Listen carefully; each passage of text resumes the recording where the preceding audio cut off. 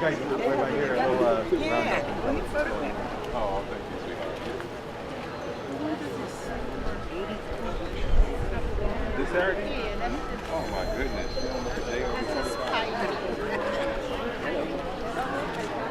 I watched stuff. I thought it was early.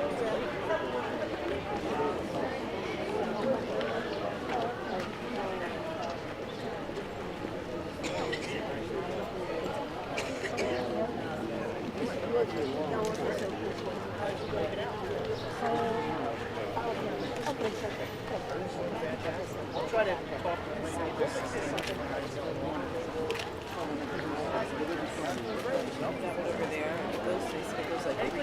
I'm a senior archaeologist with URS Corporation. We're doing the archaeological investigation here at Bethel Playground.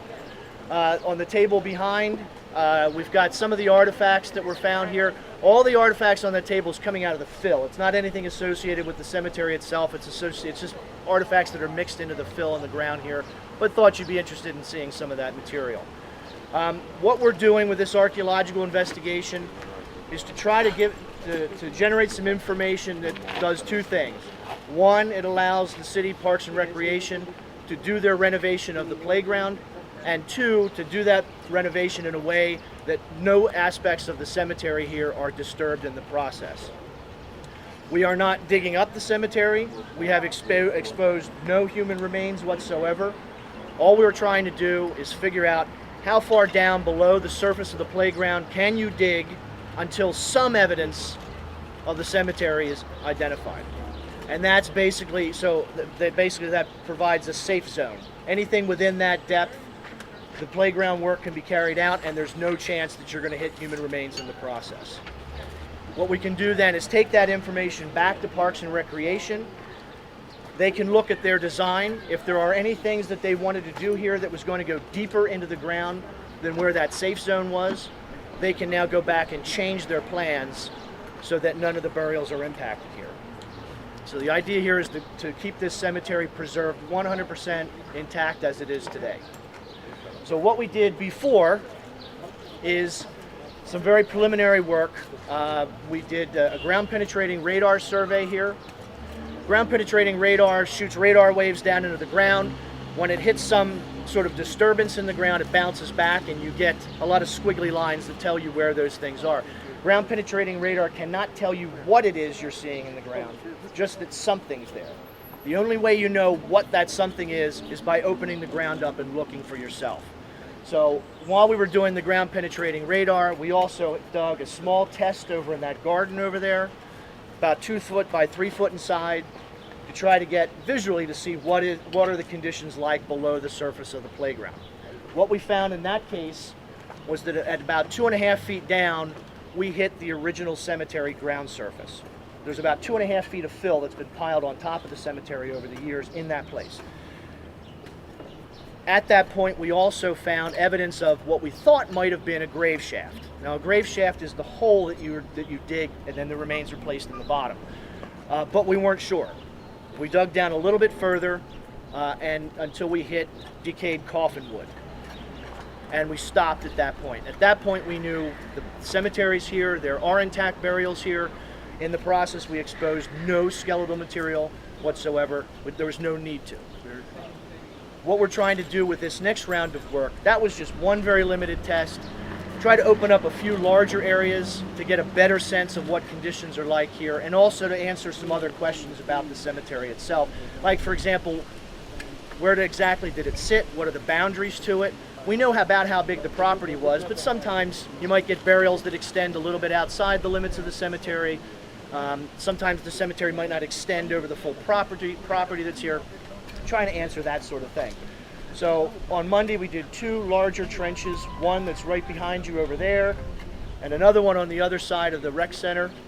Those measured 5 by 10 foot in size.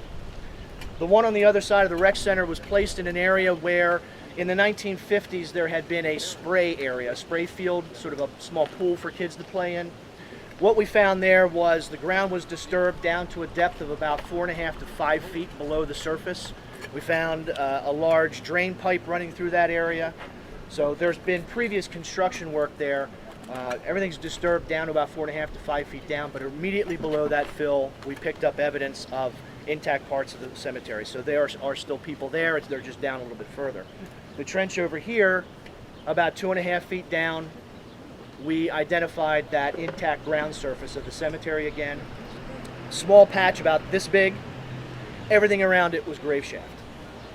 When we tried to delineate how many grave shafts we could see, it was pretty tough to do. We figure in an area that measured 5 feet by 8 feet in size, there were between 15 and 19 grave shafts that we could see. One cutting right into the next. There were earlier ones that had been cut into by later burials, so in a sense it was almost sort of like a random kind of thing. We also identified, once we went and scraped away that historic ground surface, we started picking up traces of intact coffin wood immediately below that ground surface, which means as this cemetery filled up and there was less room in which to bury people, the last people that were buried here were buried only about 1 foot to 1.5 feet below the surface because it was just full beneath them. So it is a very, very full cemetery. The trench that we're doing here today, one of the things we were trying to find, this straddles what we thought was the eastern boundary of the cemetery. We know that the cemetery originally measured 121 feet east-west by about 103 feet north-south. Based on some historic map overlays we did, we knew that the western edge of the cemetery extends underneath the sidewalk on Lawrence Street to about where the curb is. So this was meant to try to find the boundaries to the cemetery. The wall that you see here is the stone wall that was built around the cemetery. We don't know exactly when this was first put in, but later historic accounts do note that there was a wall and possibly a fence on top of the wall that marked out the cemetery. So everything on this side is cemetery. Everything on this side is backyards associated with the houses that were here, here, and up there. So if you look down, the ground surface that the shovel's resting on, that is the original historic ground surface here. Everything above it is fill that's built the ground up over time.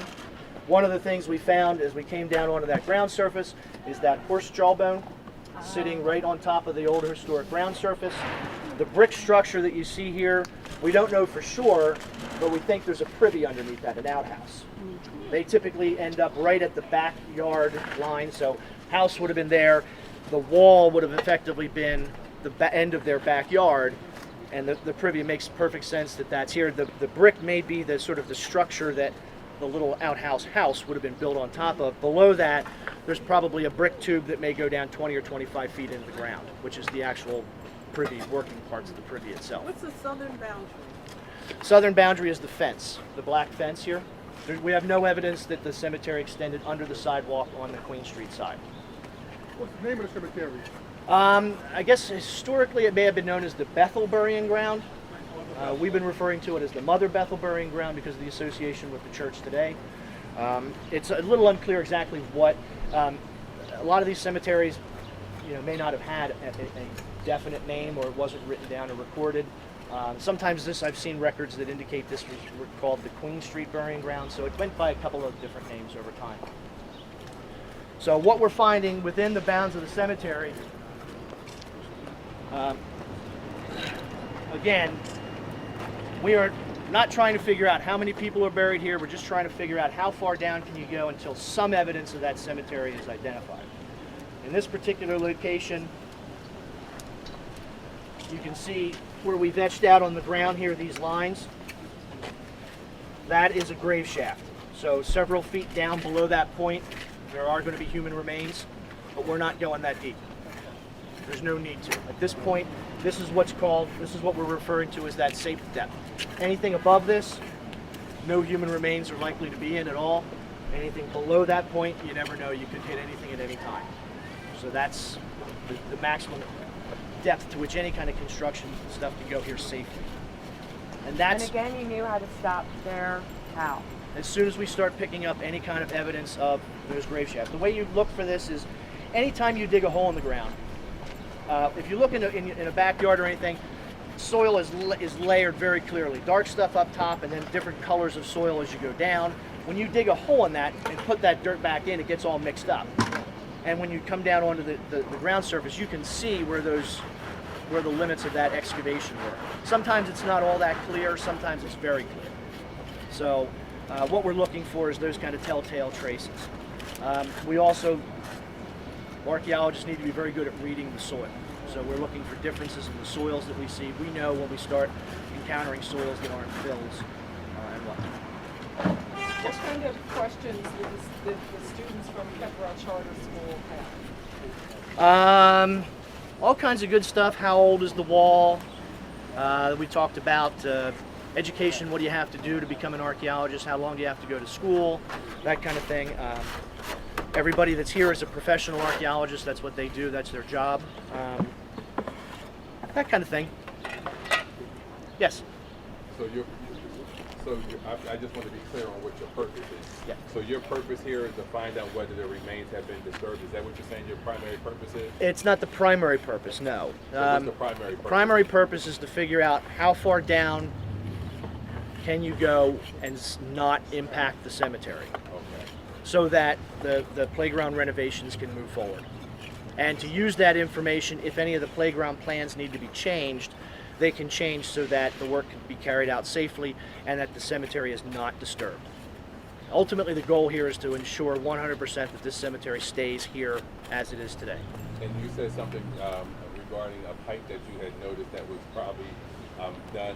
So what happens if you find out that there are some of the remains or that have been disturbed?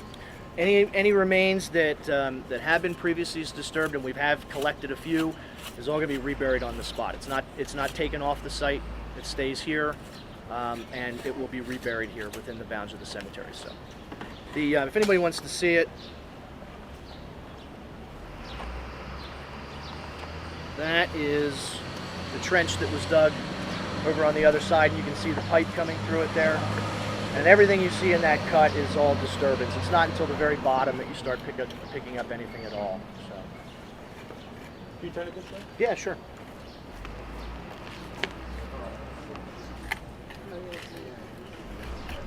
And this is, and I don't know how clear this is going to come out, but this is the trench that is backfilled right over there. We've scored.